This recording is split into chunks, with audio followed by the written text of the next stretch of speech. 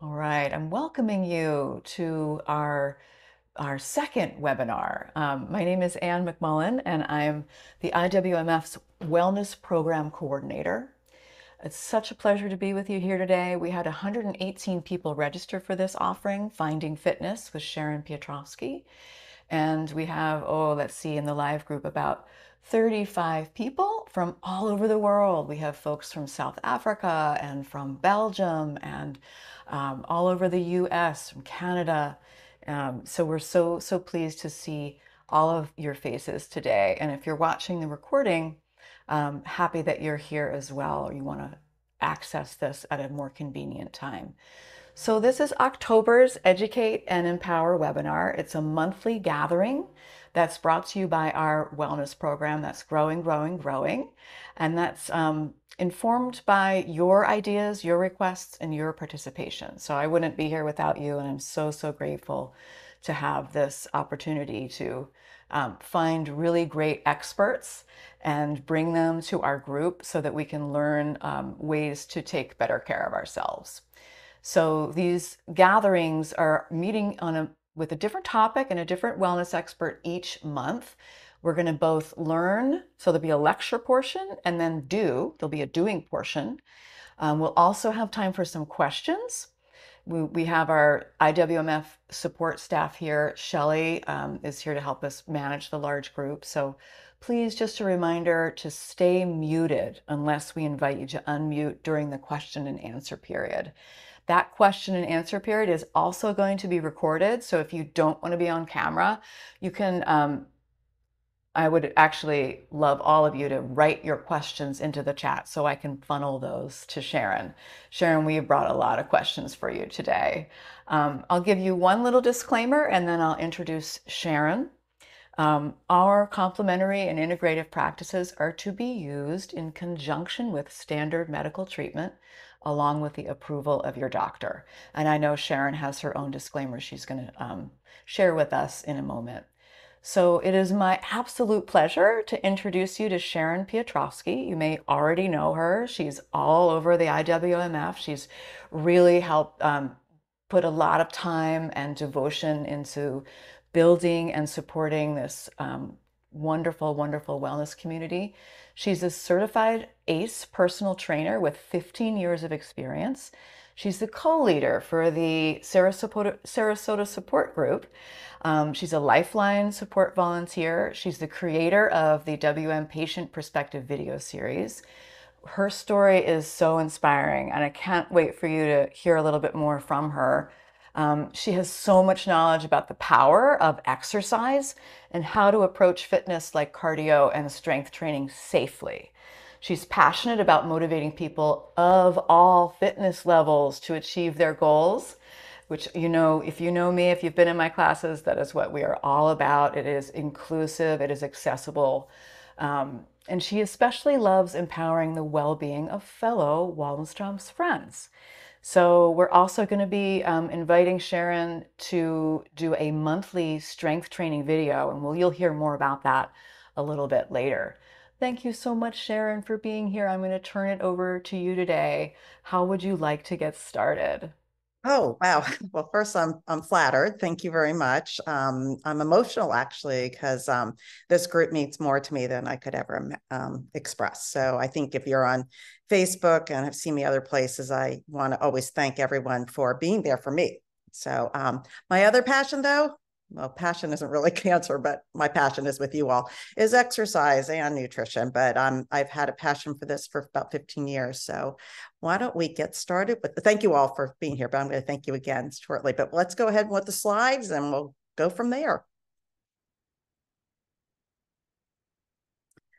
So I believe this was created by Ann Waldenstrom. I love that name. And I believe there's now a sticker, which Ann will talk about more later, but we're going to talk about the power of exercise and unlocking a healthier you.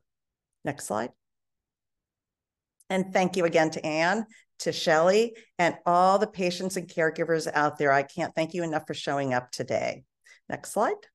Of course, the IWMF. How did I forget that? All right, disclosure. I am not a doctor. I am not a nutritionist or a dietitian. I am just a personal trainer. I am certified, though, which is important. You should always check with your own doctor regarding your health in terms of exercise and nutrition. And everyone's physical ability is different. So you have different limitations than I do, and I have different limitations from you. And when you're exercising live or following a video or on your own, you're doing so at your own risk. All right, next one. All right, a little bit about me, though Anne gave me a great intro there. Again, ACE certified personal trainer. It's one of the top certifications out there. It actually took me 7 months to do it. And I actually failed on the first try on passing my test, but I passed it. And that was 15 years ago. I'm actually getting recertified next year. I didn't start exercising to my 40s. I thought exercise was not really for me. I got out of gym in high school and I was very happy about that. So really just never thought about exercising. My husband was very much into exercising and I told him I didn't have time for it. My education in right now, when I get certified, is on nutrition and aging population, because I am now 62, almost 63.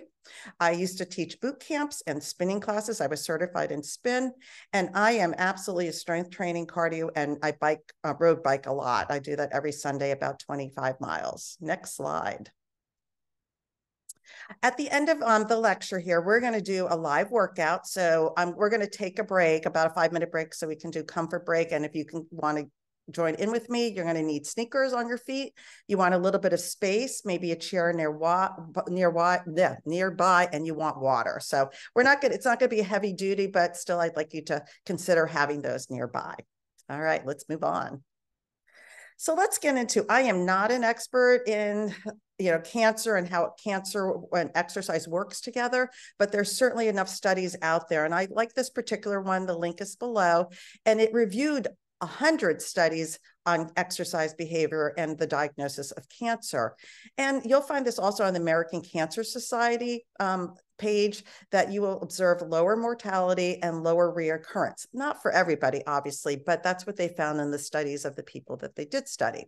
And also fewer or less side effects when you're going through treatment. So if you want to take a look at that study, it really was a good one and an eye-opener for me. Next slide, please. All right, so I like going over the stages of behavior and changes of physical activity. This is really important because I myself can relate to this. So there's 5 stages: pre-contemplation, contemplation, preparation, action, and maintenance. Let's go on to the next slide. We're going to break this down. So pre-contemplation, and I was here. I'm telling you, I was definitely here. I never wanted to think about exercise. I was unaware of exercise, except for my husband going off and doing what he wanted to do, and really didn't see a benefit, to doing it. So let's go on to the next one. Contemplation. This is when you're starting to get aware of your own body. So I went through this part where I was like, well, my clothes are getting a little tighter.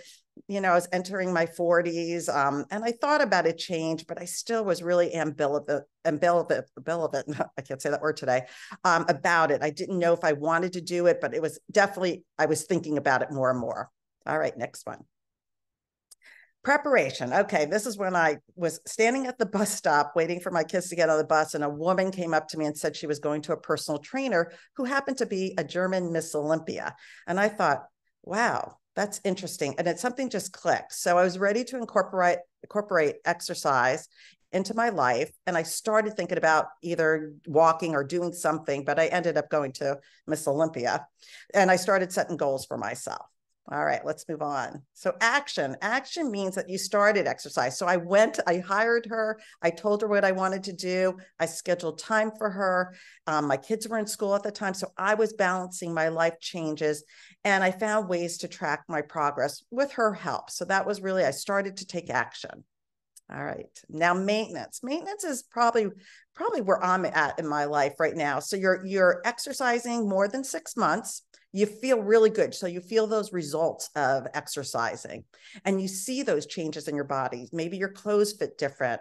You just feel better and you know how to handle those challenges. So, work issues come up, family life comes up, but you know how to manage that. For example, I never schedule a doctor's appointment in the morning because that's when I'm going to exercise. So I don't let my doctor's appointment, unless I have to, get in the way of my exercise. All right, let's move on. And these are my steps to success and motivation. So how do you get motivated? And these are some of the ideas that I have that I tell my clients. So I always say, don't start those big, lofty goals. Start slowly. Mailbox to mailbox. I'm going to get up today, 5 minutes. I'm going to walk to that mailbox and walk back. Great. You moved more than maybe you did before. I like to set times and days and times to work out. So, and again, set maybe a rule, 5 minutes, 10 minutes, I'm going to do it today. And then over the weeks, increase those times and days that you can work out. So if you only can get one day in and maybe 10 or 15 minutes in or 5 minutes in, it's better than nothing. That's what I always tell my clients. Lay out your clothes. If you know you're going to exercise in the morning, lay out your clothes the night before or lay them out sometime in the day so they're staring in your face and I got to do this. Put your sneakers somewhere that you'll see them. Grab a friend or join a class. So you can grab a friend, go for a walk or join a fitness class. I go to a fitness class with 2 friends and it's a lot of fun going with somebody. And I'm going to leave the sneaker part for last. Use music. Music is very motivating if you're going for a walk or maybe a book on tape, something to keep you motivated. And at the end of all this, reward yourself. So if you've set a goal to do 3 times a week, 5, 10, or 15 minutes, reward yourself. Maybe it's going for a pedicure, a manicure, have a cookie or something to reward yourself. A new exercise top, just something that you feel good about. I'm going to go back to sneakers. I have a pet peeve with sneakers. So sneakers are great. I'm not telling you to go buy a new pair of sneakers, but if you've had sneakers for more than probably a year or 2, they're not going to give you the support that you would need depending on the exercises you're going to do. So again, I'm not telling you to buy them, but take a look at those sneakers and weigh them out, how they're going to affect your feet. All right, let's move on. So types of exercises, it's really important to incorporate all types of exercises when you work out. So if you think you don't want to do strength training, only cardio, you really do need strength training in order to really work your whole body. It's about working your whole body from head to toe. I have a lot of people that say to me, well, I don't want to work my core. Or I want to get rid of my love handles. You really have to do the whole entire body to really get a full effect of what your exercise. Cardio is just as important. Yoga and Tai Chi are another way to exercise. Again, incorporating all of it together. And it's important to warm up before you work out and cool down with stretching at the end. And we'll talk about that a little more later. All right. All right, my favorite. This is how I started out. I was one of those people said, don't show me cardio. I'll just do strength training. So even though I told you need to incorporate all that, that was not in my book when I started all this. So transition from light weights to heavy weights. We talked about this a little bit before we started the video, but you can work out with no weights at all. You can do bicep curls. You can do all that stuff and just simulate it without using weights. But if you don't want to do that, then get water bottles or get a light weights, 3 pounds, 1 pound, whatever works for you. But there are household items that you could probably use around your house that you could use instead of weights. Don't rush through a rep. And I'll talk about that a little bit more in the demonstration. But one thing is you just don't want to swing everything. It's about deliberately squeezing your muscles and thinking about your muscles when you're working them out. Form matters, and we will cover that in the demonstration. And varying your intensity is really important on any exercise you do. If you do the same thing every day, you're not going to see the results over time. All right, let's move on. Strength training benefits. You will increase muscle mass. And I'm going to do a little, well, actually, I'll do a little side here. A lot of people are worried about strength training that they're going to become really bulky. It's really hard to become bulky, and it really takes a lot of work to do that. And there's a lot of dynamics in it, and some of it is not very good. So most people are not going to get bulky. And if that's what you want to do and gain muscle and become leaner, there's ways to do it. But just doing strength training on your own, you're just going to increase your muscle strength. Strength training also boosts your metabolism. You burn a lot of calories over the next 24 hours after you strength train because your body's metabolism is revving up to repair those muscles that you just strength trained. So most people don't know that either. And that's an important part. Okay, bone health. It can help prevent osteoporosis and osteopenia. Now, it doesn't mean that you're not going to get it. I'm a perfect example. I think I had my baseline bone scan when I was 50. I was already working out for almost 10 years. And guess what? I had osteopenia. And I was like, and they told me I should strength train. And I went, I already do that. So it doesn't mean that it's going to prevent it, but it certainly can help. So I just want to put that caveat. I actually have osteoporosis now, and I work out a lot. So didn't really help me a lot, but I know it's helping my bones and helping me keep healthier. And it releases endorphins. I go to this class in the morning at 7:15, and it's the last thing I want to do in the morning. And I walk out of there and I feel as high as a kite. So definitely releases endorphins. All right. Cardio, now my new favorite thing. I used to not like it, but I'm very much into cardio. So you want to increase your intensity. And this is a big thing, monitoring your breathing. How do you know if you're working your heart? So there's, it's called the rate of perceived exertion. And this is a chart that I have over here. And we'll talk about that a little bit too in the demonstration, but you do want to kind of get out of breath when, let's say you're walking. So you're going to walk for about 5 or 10 minutes, taking your time, getting yourself going. But this is where music comes in. Have something that picks up your pace. And try talking out loud. And if you find yourself, or sing, you find yourself starting to get out of breath, that means you are working on increasing your cardiovascular system. So it is really good to really play with your cardiovascular system, get that intensity going, and just don't do something just moderate all the time. And recovery. It is important both for strength training and cardio to recover. So take a day off, alternate your strength training with your cardio. All right, next one.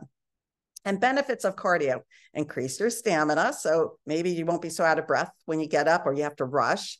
Strengthens your immune system, can improve your blood pressure, your bad cholesterol, and blood sugars. By the way, I also have high cholesterol, besides a lot of other things. Reduces tension and stress. You know, it might not feel good in the moment, but again, you'll feel great afterwards, and you will certainly burn calories. And if you increase that intensity, you're going to definitely burn more calories. All right, let's move on. All right, back to that warm up. A lot of people believe you, or the old school was that you hold a stretch before you work out. You know, you hold your leg. You really want to move, because if you do that at the beginning, you're holding a cold muscle. It's not ready. There's no blood flow going into it. So, you know, do a little walk. Maybe just swing your arms. I'm going to show you a little bit that later. But you want to move that blood and that oxygen into your muscles so it's there when you're ready to work out. It will put less strain on your heart. It'll heart and your heart system, and it also increases that elasticity, so your muscles are ready to work out. All right, let's move on. All right, so now we're getting back to that stretching. Now your muscles are nice and warm. They are elastic. They're ready to be stretched. And it's really important to do that, because when you stretch at the end of your workout, whether it's cardio or strength training or any type of exercise, you will now help with your recovery. Sometimes when you don't stretch at the end, you will build up lactic acid. Have you ever worked out and the next day you're like, oh, I can't move. And that's because the lactic acid has built up. Usually will happen even if you stretch, if you're new to exercise, but it is super important to do it. I was not very good about doing it, even as a personal trainer. I definitely have paid for it in some ways. So I am really focused on that. Yoga and Tai Chi are a great way to recover also after a workout. So just make sure you take that time to stretch. Let's move on. All right. So how much exercise should you do? So the CDC here in the United States say at least 150 minutes a week of cardio and 2 days of strength training. That sounds like a lot. Go back to what I said, small steps. If you break that down, you could do 30 minutes for 5 days a week, but you could also break that down more. And this is your end goal. So if you're just starting out exercising, I don't recommend this. Start out slow again and break that down into little increments. But the idea is over that month, every 2 weeks, try to do a little bit more until you maybe reach that goal. But just, again, don't do just cardio, don't do just strength training, mix them up together. So CDC has a lot of information on their website, so that's a great place to go also. All right, let's move on. Proper form. We are going to do a little demonstration about this after after my lecture, but really important. Before you even work out, I hope you get this down, because this is a big thing that I say. I have a fitness channel that we'll talk about later, but proper form is so important when you work out. If you don't have that proper form in, you're going to possibly hurt yourself. So basically your head stays in alignment with your spine. So if I'm working out and I'm doing bicep curls and I'm looking down, my head's not in alignment with my spine and I'm putting pressure on that spine. So you really want to stand up straight, have your chest out, and keep your body moving with your spine as one. And your feet want to go wherever your body goes. So you don't want one foot out, one foot this way. You want them wherever your body's going. They move with them. You want your shoulders down. So sometimes when we work out, or even sitting, we want to raise our shoulders. You want to keep those down and keep them away from your ears. And always your chest is out. So it's standing up straight, which, sometimes I think we tend to slouch, but it really is about standing up straight and keeping that body in good form. All right, let's go on. Well, we can't not talk about nutrition because they go hand in hand. You can't exercise away a bad diet. You truly can't. So I know clients that said, I burned 500 calories today, so I can go eat that pizza. Well, you really can't. So the idea is don't try to keep a healthy nutrition with your exercise. I call it the 80-20 rule. 80% of the time you're eating really healthy, 20% you get to cheat a little bit. That can vary from person to person, but it's kind of a general rule to keep when you want to exercise and maybe lose weight or just be healthy. All right, let's move on. So what should I eat? MyPlate.gov is a great place to go, and I believe everybody could have access to that, whether you're in the United States or not. There's a lot of recipes on there. There's a lot of exercise tips on there. There's exercise. They tell you about different exercises you can do, but they have a great nutritional site. And basically you want carbs, proteins, grains, and fats. I know we're going to have a nutritionist coming up in the next month or two, but it's really important to incorporate all of that. There's a lot of fad diets out there. I personally tell my clients, eat healthy. Make sure you have a little bit of all of that in your diet, because if you're going to work out, you need those carbs. You need those carbs to fuel your body. Before I go to the gym in the morning, I always make sure I eat something, so I have some fuel to make sure that I can get through my exercise routine. And protein and grams and fat are really important to your body too. All right, let's move on. Okay, I know everybody's not going to be happy with me right now, so I apologize. What not to eat. You don't want to eat sugar. And actually, I usually have a demonstration, but go to a box of sugar or a product in your pantry that has the amount of sugar in it, and then measure that out into a bowl, and then determine whether you would eat that or not. And I think you'd be surprised how much sugar it looks like when you look at sugar versus in a product. So white carbs are not good for your body. Saturated fats, all the little goodies I've over there in the side, processed foods, and of course, salt. So I'm not saying you can't have it, but it shouldn't be the main part of your diet. It's that 80-20 rule. So I eat clean pretty much Sunday through Friday. I have a good time maybe Friday night and Saturday. I might have some of those goodies on the side here. But again, if your diet is mostly the other way, it's really good to change it back to more of a healthier diet. All right, let's move on. All right, so cancer, exercise, and nutrition. This comes up a lot in on the Facebook page when I follow it, and I usually chime in. And we have a lot of people will sometimes ask, should I change my diet? Should I start exercising? It's a good idea to do that no matter whether you have cancer or not. Will it cure you? I'm not a doctor, but most of the WM specialists say no. It's just, just exercise and nutrition will help you. And I'll talk about that a little bit more too, about myself. You want to maintain a healthy body weight. For me, I had lost probably about 10 pounds when I was diagnosed. So, I think we skipped over the slides about my WM, so we could talk about that a little bit. But anyways, you want to make sure you eat enough. I had to eat more to try to gain back my body weight. You want to drink fluids, water's always a great thing. Exercise is great. We've talked about that. relax. Anne's really good at that. She helped me relax before this seminar started. You want to try to get sleep like 7 to 9 hours. Honestly, I don't know what the right hour. Everybody has their own clocks, but that's a general rule from the LLS Society or organization. And you want to try to not abuse and use alcohol and tobacco. All right, let's move on. So these are my words of wisdom.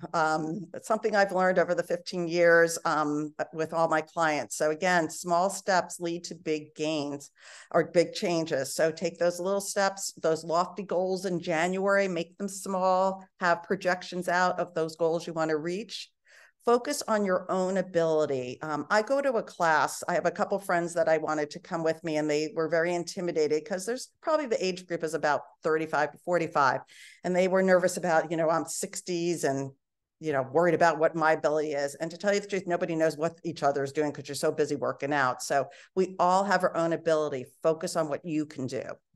And I like to say, let's try versus I can't. So I always thought about my kids. I didn't want to say you can't do something. Let's try to do something. So do that to yourself. I can try doing something that I've done differently in terms of exercise and even nutrition.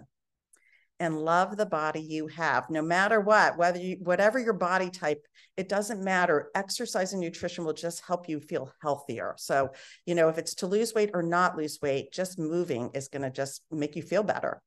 And you only have one body. So next slide.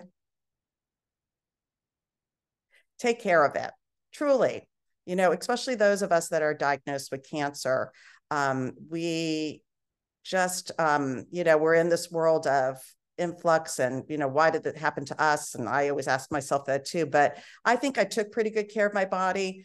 Couldn't help cancer happening. Some doctor told me it's just bad luck, but why not take care of it right now? If you have cancer right now, take care of and try to change some of your exercise habits or nutrition. So I think we missed a couple slides at the beginning, Anne, about me, but that's okay. I'll just talk about my journey a little bit, and then we'll move on, if that's okay with everybody.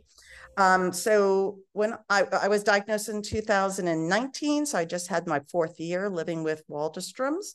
It was a shock. I had been sick for about a year. And let me tell you, through that whole time I was sick, where I was having stomach issues, I was having night sweats, I was losing weight, I felt fatigued, I was still biking, running. I was running back then 3 days a week, but running, biking twice a week, and still strength training and working out with my clients. But I didn't know why I didn't feel good. Like every time I thought about it, was like, it was because of this or that or whatever. So it took me a long time to figure out what was wrong with me. And some other things happened, but basically in a 4-month period, my spleen enlarged to more than double in half. And I remember feeling it on the side of my body going, that can't be my abs. So I really thought, is this my abs? But it wasn't. So I ended up going to an oncologist, and they did the bone marrow, and that led me here. I started out on Imbruvica and rituximab. I failed on Imbruvica. Imbruvica had just been approved, so it was kind of the go-to drug along with rituximab. And I just went on rituximab for 2 cycles, and I failed on Imbruvica. And then I went to Dana-Farber. Thank you to all that always encourages us to see second opinions, though my oncologist here is wonderful. But he ended up, Dr. Castillo ended up putting me on 2 years of our maintenance. And I did that for 1 year, had to stop because of COVID. And then I relapsed about less than a year later. So I am on Brukinza now since last June. I've had some issues with it, ups and downs. I'm back to a full dose. I had reduced my dose because my neutrophils crashed. But all through this, I have still exercised. I could not, when the doctor told me I couldn't exercise for 2 months, I was like, you're taking away my candy. But he promised me in 2 months I'd be back running until my spleen got shrunk halfway, and I did my best 5K ever. So I truly believe that that was my goal. I was motivated to get back to what I needed to do. And I believe exercising helped me absolutely get through this all. I think it helped me through my treatments. Even though I was sick, I was so sick by the time I was diagnosed. I had just biked the day before. And I just think that being in a healthier state helped me get through all of this. So that's pretty much my little bit of story here. So I think if everybody wants, how long was that? Are we good on time? Yeah, 30 minutes, great. I don't know if we want to take just a few minutes.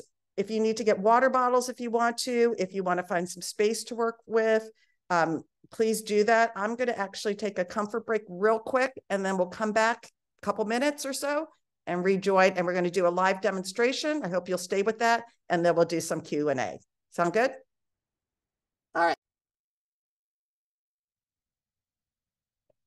All right, everyone, we're going to do a little live demonstration, and what we're going to start with is proper form. So if you have, we're also going to do some balance. If you want a chair nearby, you can do this sitting down too if you're sitting down. It's better if you are standing though.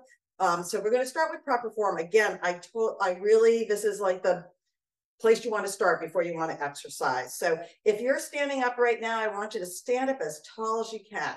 Now, we all have different abilities. Remember I said that, so some people can't stand up tall, but take those shoulders and roll them back, and your chest is out. So I want you all just to roll those shoulders and chest is out and stand like a statue. That's how you want to work out. So if you find yourself ever when you're working out that you're starting to slouch, get yourself back up. I tell people to think about somebody pulling a string from the top of your head to the ceiling so it makes you stand up. And actually now just move side to side like a statue. Like you're just not real, well, obviously a statue doesn't move, but you really want to be like a soldier. How about we use that word? All right, now take a look at your feet. Are your feet going the same way as your body? So I'm going to turn my body slightly this way, but my feet are still that way. You need to move your feet with your body.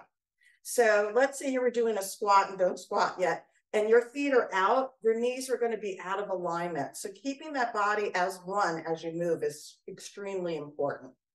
All right, and then let's talk about squats. We're going to do this a little bit. So if you have a chair nearby, I want you to put it behind you. So I don't have a chair, but I'll be able to show you, but your chair is going to be behind you. Now, if you have knee problems, don't squat. If you have knee problems and you think you can squat a little bit, that's okay. We're not going to do a whole routine here, but it's just the idea to show you about squats.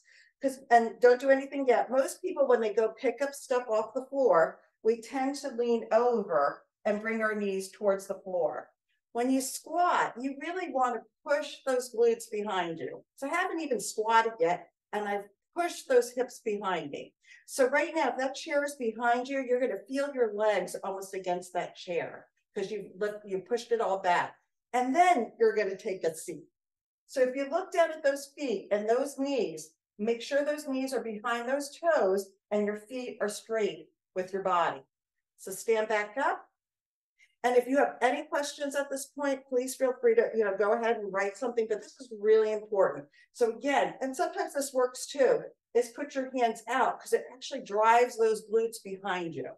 And again, take a quick look, where are those knees? So if you're finding yourself here, take a look at my knees, that's going to put a lot of strain on those knees. Push those glutes behind you. And practice that even when you're sitting, like going to pick something up off the floor. You don't really want to pick up something off the floor this way because now you're putting that strain in your back and those knees. Try to scoop it up. Okay, we're not all going to do that every day of our life. I don't even do it, but that's the idea, is to really sit, push those glutes out, come down, do a squat, and come back up. So if everybody wants to try that for a few seconds, we're going to go down. And again, you could go here. I'm not going that far down. I'm just getting that motion of pushing those glutes back. So, or you can come down a little farther, whichever works for you. So up and down, you can put your hands on your hips. You can put your hands out. You can use your hands as balance. How's everybody looking? Look at those knees. Look at those toes. Can you see your toes? A trick here, put all your weight in your heel. So if you feel any weight in those toes, that means you're putting more weight on those knees. So shift that weight back into your heels and come down and up. All right, thumbs up. How's everybody feel? Good? All right, we're going to move on. So I want to do some, let's talk about weights real quick. So I have a couple weights here. I actually have some water bottles. Now, if you have nothing in your hands, you can do this too. We're going to bend our knees a little bit. So whenever you work out, if you're standing, you want your knees bent a little bit. You don't want to stand up straight because then you're going to put a lot of pressure on your lower back and those knees. So I want everybody to face me and just bend those knees slightly. And then where are those shoulders? Chest out and shoulders back. So now your hands are by your side, whether you have anything in your hands or not. You're going to come up and squeeze like you're doing a bicycle crawl and come back down. Now, what happens when you have weights that are light, you'll tend to want to swing them because they're light. So let's all swing our arms up and down. So right now your muscles are doing absolutely nothing. I know that's hard to believe, but you're not really, you're using momentum. So right now you're just using momentum to pick up those weights. And I'm going to put these weights down for you. Now I have nothing in my hands. What we're going to do is squeeze that bicep. We're going to take our time. So everybody come down. We're going to go up on a count of 2. So it's 1, 2, hold it.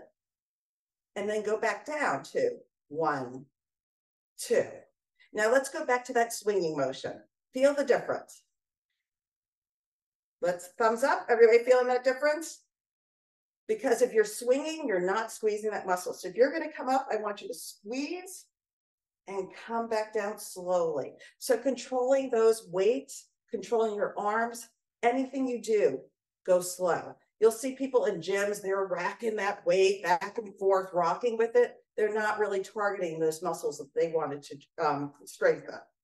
Okay, so now that we've done a little review about proper form and how to work out, my rule of thumb is if you can use a weight or any object and do it pretty easily, more than 12 reps, it's probably light for you. So if you're looking to gain muscle, you want to increase your weights over time. So let's say you started with 1 pound weights, and after 2 weeks, you could do those like 20,000 times. No, you could do them a lot. You want to start gradually increasing those weights. So if you can't do something for more than 6 reps, then it's too heavy. So it's kind of challenging that muscles, and where's that fine line? Like, how do you know? So when you get to, let's say we get to 8 and you're starting to feel like you can't get that weight up, you want to kind of, can I do it? Or say, I'm done. And last thing, you should never be in pain when you work out. So if something doesn't feel good, then just don't do it. It's not a good idea. There's no such thing as go get through the pain and you're going to do fine. Don't do it if it doesn't feel right. I have some knee issues. I can't always go to my side and lunge, so I just don't go down that deep. So I know my own ability, know your own ability. There's a fine point to pushing yourself and hurting yourself. All right, so is everybody up for a little bit of standing abs? Raise your hand, thumbs up. This is going to be simple. So most people don't realize that first of all, when you work out, you're always engaging your core. So you don't have to specifically do exercises for your core, because whenever you're working out, you want to get that core engaged. You want to bend those knees, suck that gut in, and keep your body straight, right? So we want to concentrate on that core. But standing abs are a great way to work out. You don't always have to do them on a mat. All right, so all we're going to do, you're going to put your hand, so if you can't put your hands all the way up here, that's okay. You can put them here. What we're going to do is take our right elbow to our left knee and go like that. So you should be feeling a little twist in your core. Now, again, this is a great balance exercise, and we'll talk about balance in a few minutes, but you just want to go back and forth, knee to elbow to knee. There we go. I can see you all moving. Good. Now, again, when you do that, you're working your obliques. Your obliques are on the side of your core. So you're doing a little twist.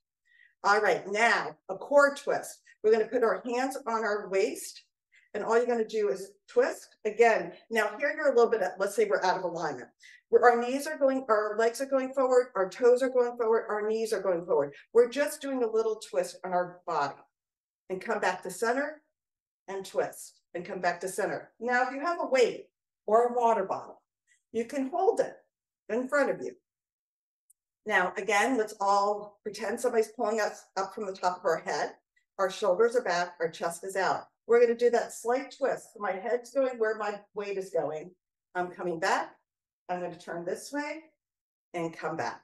All right, we're going to do that 10 times. Everybody ready? So let's get twist. 1, back to center. Really small movement. 2, you see I'm not twisting that far. Go back. 3, 4, 5, 6, bend those knees, 7, and breathe. 8, 9, and 10. When you work out with me or you hear me a lot, I'll talk about breathing, and we talked about this a little bit off camera. Is there a certain way you should breathe? So usually you breathe on the contraction out, but I just tell people breathe. You have enough to worry about when you're working out. My shoulders back, my knees bent, my toes. Just don't hold your breath. Work with your breath as you're working out. Again, we have different abilities.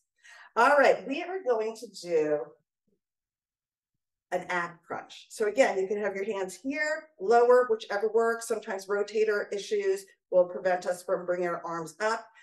This involves a little bounce. So if you notice, my knees are bent, my core is engaged, my hands are behind my head. We're going to lean forward slightly. So as you come down, please don't do it yet. As you come down, you're rounding your back and you're looking at the floor.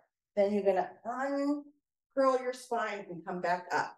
So the idea is almost like if you were on the floor doing a crunch, it's doing it standing. So it's a crunch down and a crunch up. All right, should we do it together? We're going to do 10. All right, everybody come down. You want to curl that back, look at the floor, pause, and curl back up.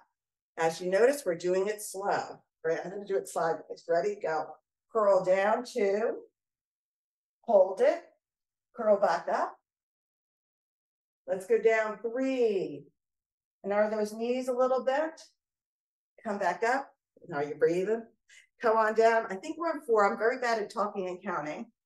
So if you do extra, sorry. Come back up. All right, come on down. And up. I think we're on 6. We'll make the 6. Come on down. How you feeling? I know I can't talk to you, but come on up. Look at me. Come on down. 7. All the way up. 8. All the way up. And 9. One more for good luck, because I'm sure I didn't count right. One more down.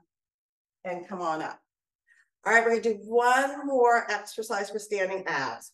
What you're going to do is come to the side. So I have my body a little sideways. So I have my right foot in front forward, my left foot slightly behind it, and my knees are slightly bent.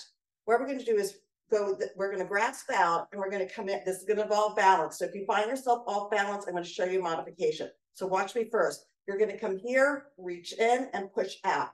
Now, if you can't lift your leg, and I almost fell over, tap it in, tap it out. But use that core. You're going to feel that core as you do it. We're going to do 10 on one side and 10 on the other. So again, you can tap or you can lift. Right foot out, arms out, left leg is going to come in. Ready, go. So come in, 1, press it out. 2, press it out. 3. Now try and have your head forward. 4. I know we're all trying to look at each other, but keep that head in alignment. 5. I'm going to look at you for a second. 6. Keep going. Tap it in. 7. You don't have to lift up your leg. 8. 9. And one more. And 10. All right. Let's go the other way. And again, if you feel wobbly, grab your chair if you want to. Again, tap it in. Just think about keeping that core nice and tight, but look ahead. Try not to look at me. I'll count you through it. All right, everybody ready? Right leg come in. Let's go. 1, 2,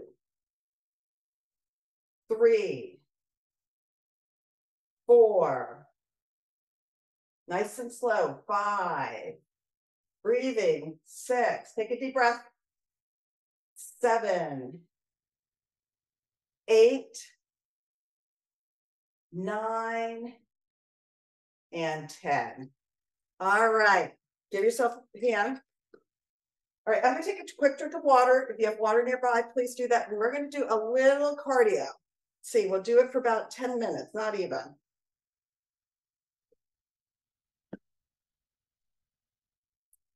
All right. Shake out your arms.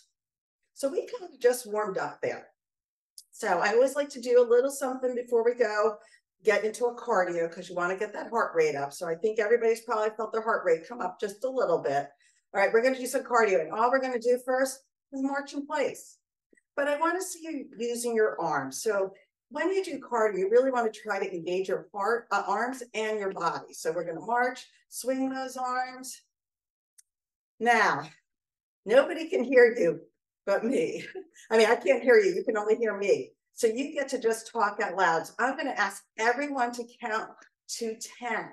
And I want you to take notice of your breath. So we're going back to that rate of perceived exertion. Do you feel yourself as you talk, because I can feel it in my voice, that it's taking it harder the more I move to talk? All right, so we're all going to count. I get to count for you.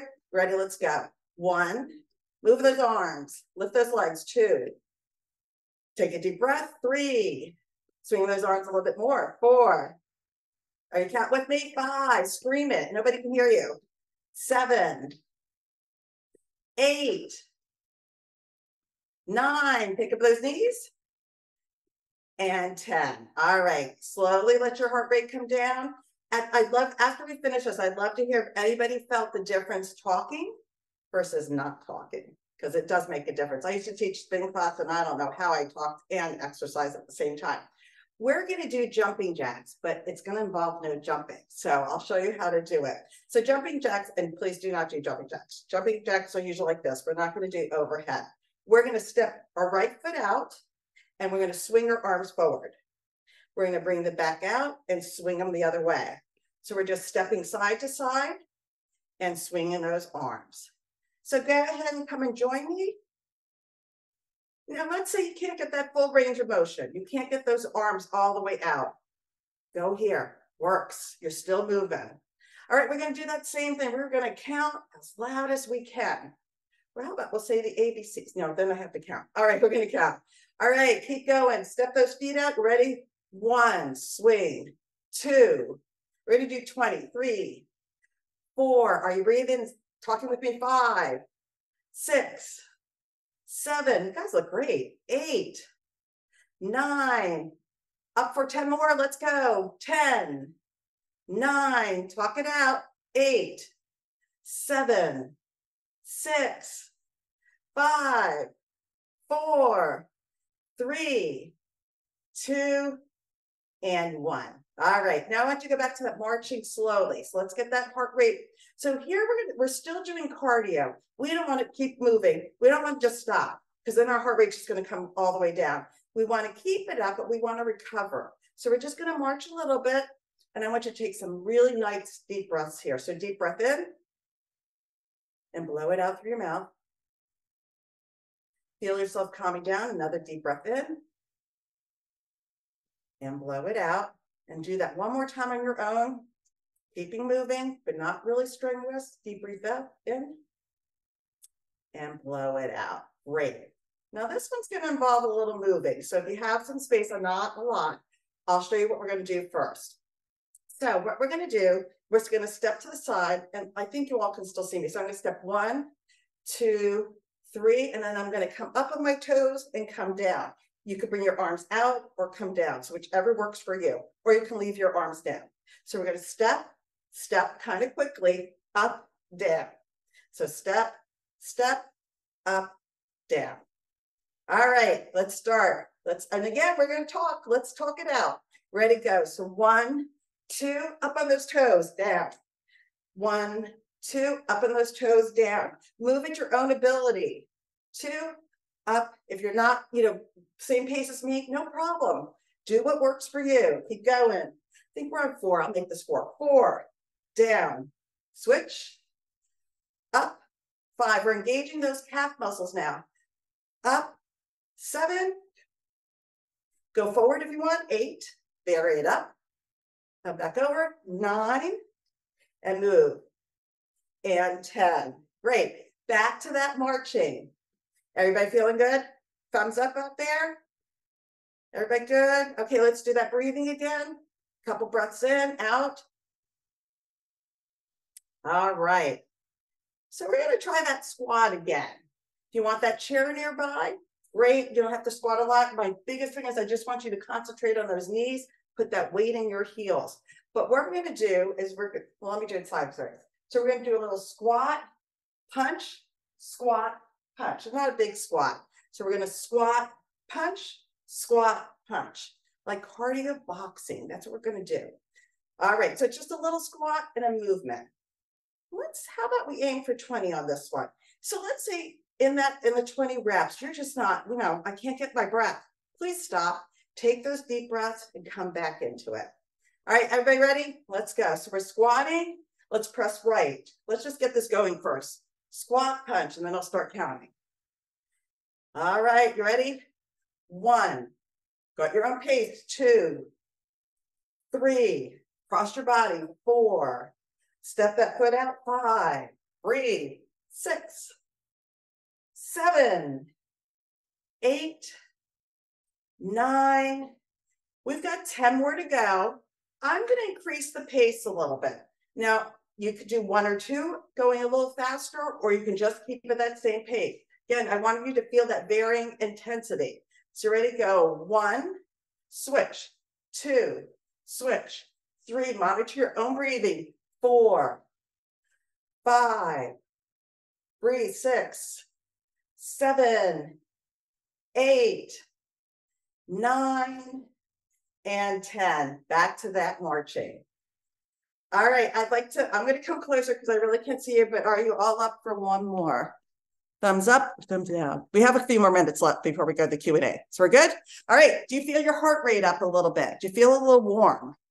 Everybody good? Good. All right, what you're going to do is you're going to go one step back, 1, 2, 3, kick. 1, 2, 3, kick, like the cha-cha. Kicking. Now we're going to engage your arms. Kick that hand out with that opposite leg. So I have my right arm out when I'm doing my left leg. Push.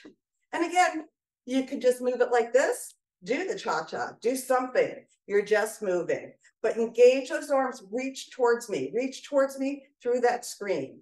Ready? Let's go. 1, 2. We're going to take it slow right now. 3, 4, we'll increase our intensity soon. 5, kick out as far as you want. 6, 7, 8, 9, 10. All right, keep it going. Now we're going to go a little faster if you want to. Ready, go. 1, 2. Now talk with me. 3, count it with me. 4, lift that heart rate. 5, 6, 7, 8, 9, and 10. All right, back to that marching. We're going to slowly get that heart rate down. I want you to take those deep breaths in.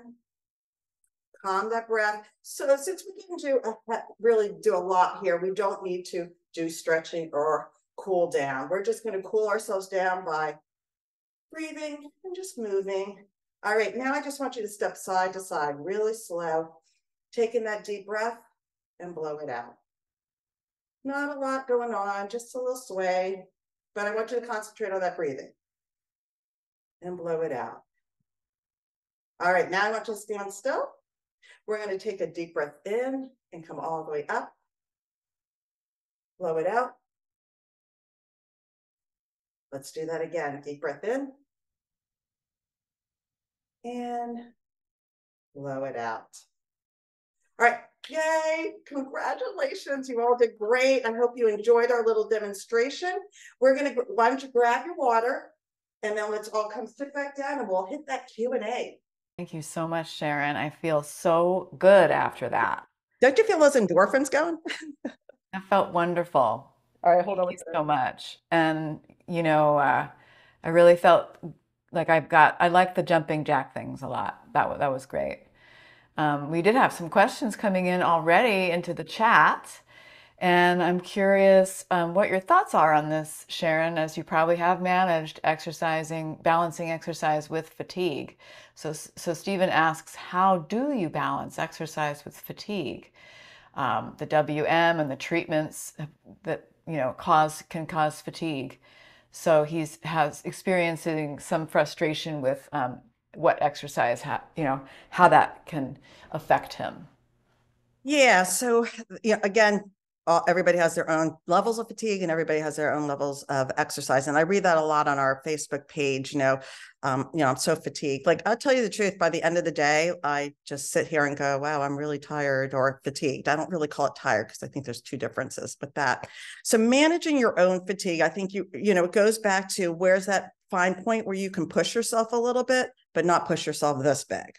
So if there's days that I feel that fatigue is coming in, I might not, go for a 3-mile walk. I might just go up to the mailbox and come back. So I think it's just taking those small steps again.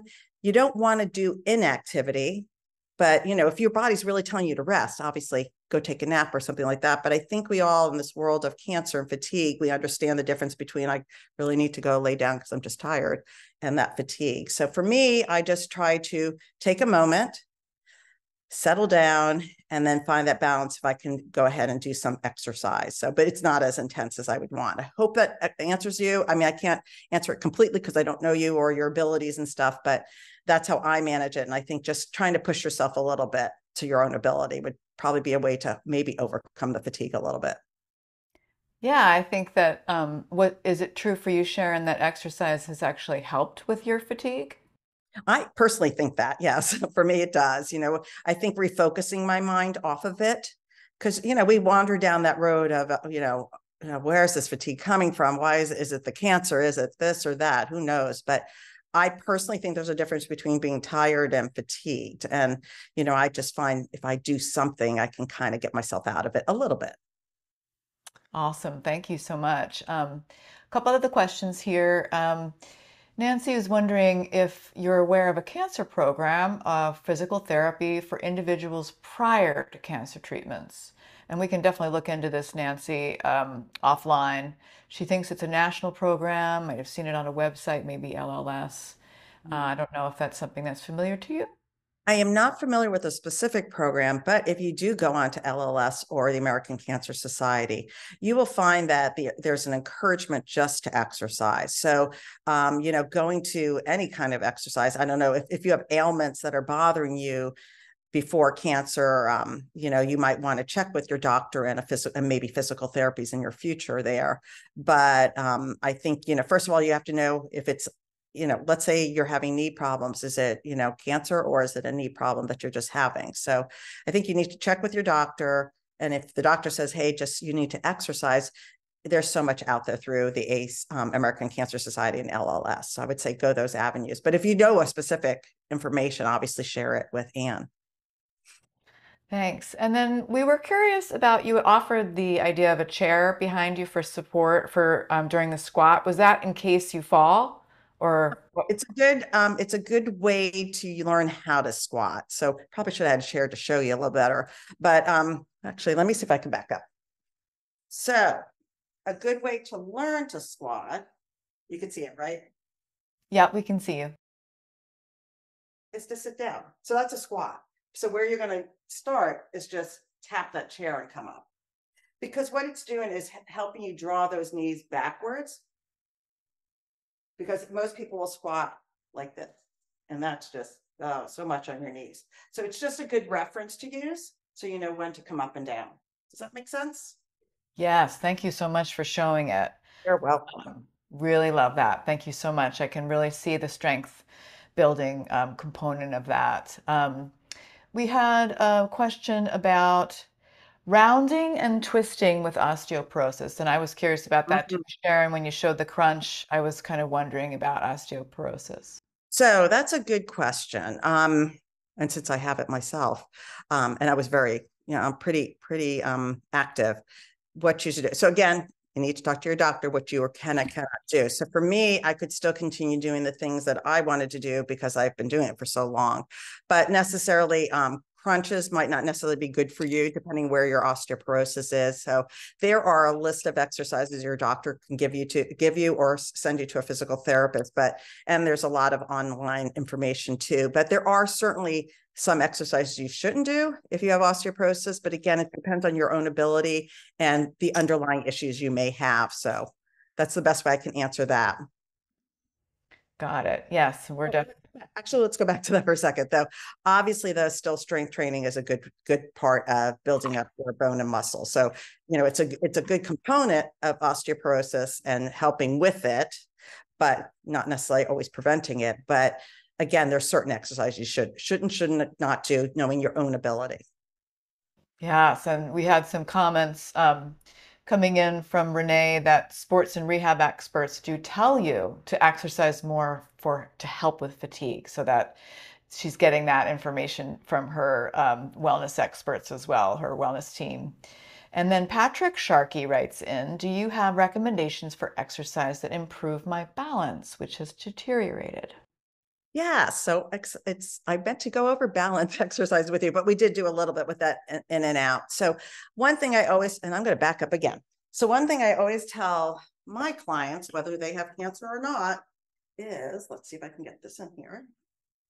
Again, that lovely chair or wall, have it handy, but you're at the sink, right? We're cleaning dishes or whatever. Why not stand on one foot? So you could hold on to the counter if you find yourself wiggly, but I'm washing my dishes now. So what's that doing is creating an instability in my core, making my core fire. So for me to stand like this, I have to concentrate on my core. So I have to think about it being strong and holding me up. One leg could be more strong than the other. I'm right-handed, but I tend to be stronger on my left side. So washing dishes. So things like that, balance exercise, just stand on one foot. You'll find maybe you're wiggly, and keep doing it until you don't have to use that chair anymore. Does that make sense? I'm trying to think of another one. Oh, so just lean forward and try to lift a leg and come back up. And let's go back to that osteoporosis exercise too. So crunching might not be your thing, but you certainly can lean forward. So now you've got your body in alignment, right? But you're not putting all that pressure on that back. So leaning forward, reaching, coming up, or let's just lift our leg and come up. Anything creating imbalance is great. I mean, it's just going to fire up that core and strengthen your body. So yes, balance exercises are wonderful, but stand at the sink. That's great, Sharon. I love how you're offering the idea to work these things into your daily routine, like you're waiting for your coffee to brew or your tea to steep. Yep. Why not just stand on one leg while you're there and get a little bit of balance training? We're on the same page with that for sure. And I'm curious, Sharon. We would love to we want to keep practicing with you. I felt great after that. How can we keep practicing with you? Can you tell us a little bit about your upcoming video? Yes. So we have a video out there that's going to come out, I think, November 11th, and we'll be putting that out there. It is a strength training exercise that I did for all of you. It has modifications in it because I'm very big on that. So everybody has different abilities. So I want to make sure you can be successful. And it's a follow along. I don't remember how long it is, maybe 20 minutes. I just can't remember. There's a warm up and there's a cool down at the end. So hope you'll enjoy that. Also, I had, after when COVID hit and I stopped training because I couldn't go to a gym anymore, or none of us could. And then I was concerned about going back to my clients being immunocompromised. I decided to start a YouTube channel. So I have over 300 videos on my YouTube channel that vary in intensity, vary in exercise, have balance exercises out there. I actually have an osteoporosis one out there. And my channel is called Find Fitness with Sharon. We'll share that with you somewhere along the way. And they're free. Everything, it's free on there. I am not currently putting out any more videos, but it's a great place to start. I have beginner videos, you name it. I have that out there. So if you go on there, I have a video about me. It tells you a little bit about my background and my journey on WM. And again, I think it's a great place if you're home and you just want to start. And there's varying times. There's 5 minutes, 10 minutes, 20 minutes, even hour videos. So hopefully that will help you all. And then we hope to continue this. So let's try for that November. And then maybe I'll have a cardio video out for you soon after that. What an incredible resource and treasure you are, Sharon. That YouTube channel is incredible. She has great production value, really great editing. So it's high quality stuff, very inspiring and motivating to me as well to try and match your what you've got there. Our strength training video that you have already recorded that's coming out in November, we're actually going to do it as a live watch party like you would come to any of our other classes. So it's going to be a Zoom class on November 10th. That's Friday, November 10th at 1 p.m. Eastern Standard Time. By that time, we will have changed the clocks in the US.